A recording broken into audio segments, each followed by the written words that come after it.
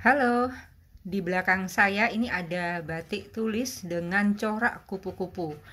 Dan kali ini saya kembali akan membahas mengenai kupu-kupu, tetapi mungkin dari perspektif yang belum pernah saya bahas sebelumnya. Sebelumnya saya pernah membahas mengenai makna dari simbolisasi kupu-kupu di video saya yang ini. Jadi bisa scroll ke bawah dan temukan video dengan judul Slobok dan Kupu-kupu.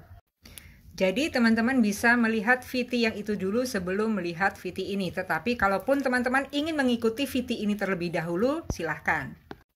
Kupu-kupu dikenal karena keindahan dari sayapnya, tetapi yang tidak boleh kita lupakan adalah sebelum menjadi kupu-kupu, dia adalah seekor ulat yang mungkin kita hindari.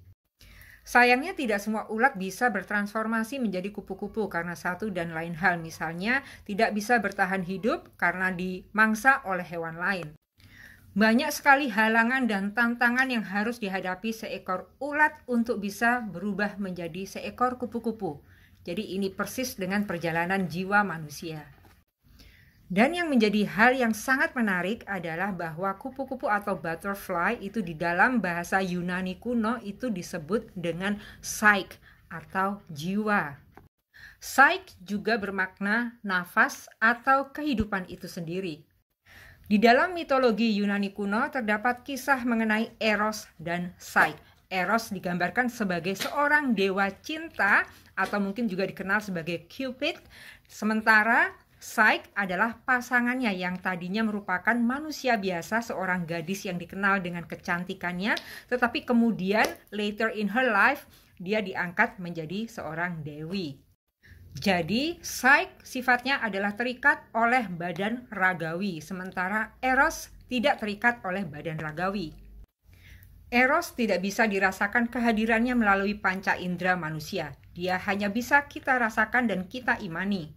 Eros atau Cupid mungkin banyak dikenal sebagai dewa cinta, dewa asmara yang mengurusi segala macam urusan asmara antara dua manusia.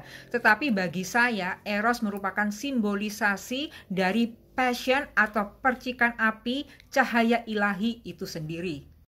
Jadi Eros merupakan daya atau energi yang bisa menggetarkan jiwa manusia atau psyche itu.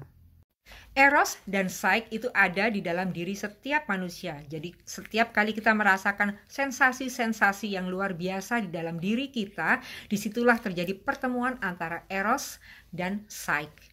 Namun sekali lagi karena jiwa manusia itu terikat oleh badan ragawinya, maka selama dirinya masih hidup di bumi ini akan selalu muncul godaan-godaan yang berupa nafsu-nafsu keduniawian. Inilah yang menjadi penyebab dari banyaknya ketidakbahagiaan di dalam jiwa manusia.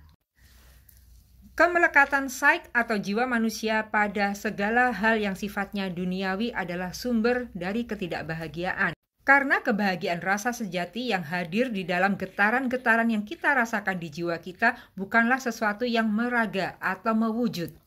Jadi Eros tidak bisa didikte, harus begini, harus begitu oleh sang jiwa. Kembali ke dalam mitologi mengenai Eros dan Psyche, jadi Psyche ini sempat mengalami berbagai macam cobaan di dalam kehidupannya yang membuat Eros akhirnya menjauh dari dirinya. Semuanya bersumber dari ketidakpercayaan Psyche kepada suaminya Eros bahwa Eros itu bisa memberikan kebahagiaan pada dirinya. Karena Psyche masih hidup di dalam raga manusia yang tentu saja dikendalikan oleh nafsu-nafsu duniawinya. Jadi dia menganggap bahwa kebahagiaan hanya bisa didapat dari hal-hal yang sifatnya materi. Inilah yang menyebabkan Eros menjauhi istrinya. Inilah titik balik dalam kehidupan Psyche, di mana akhirnya dia harus berjuang untuk mendapatkan cinta dari Eros. Untuk itu, Psyche rela menjalani berbagai macam penderitaan.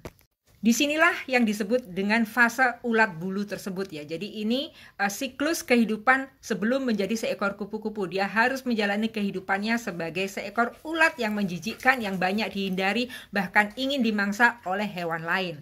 Di dalam kehidupan manusia, ini adalah perjalanan jiwa manusia di mana manusia tersebut mengalami yang dinamakan kepasrahan yang total.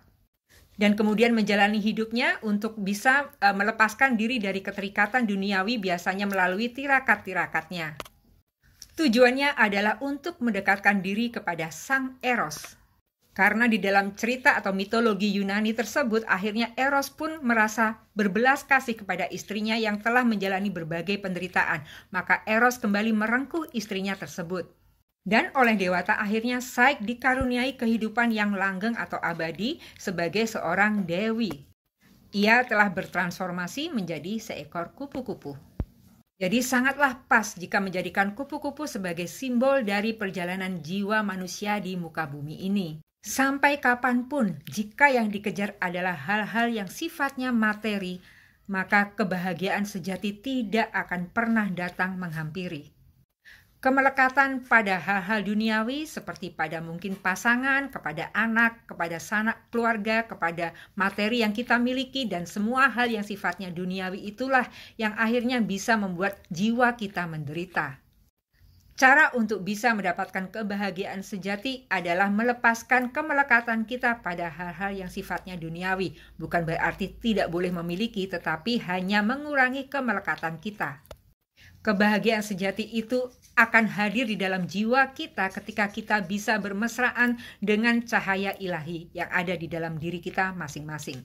Jadi begitu pembahasan saya mengenai corak kupu-kupu.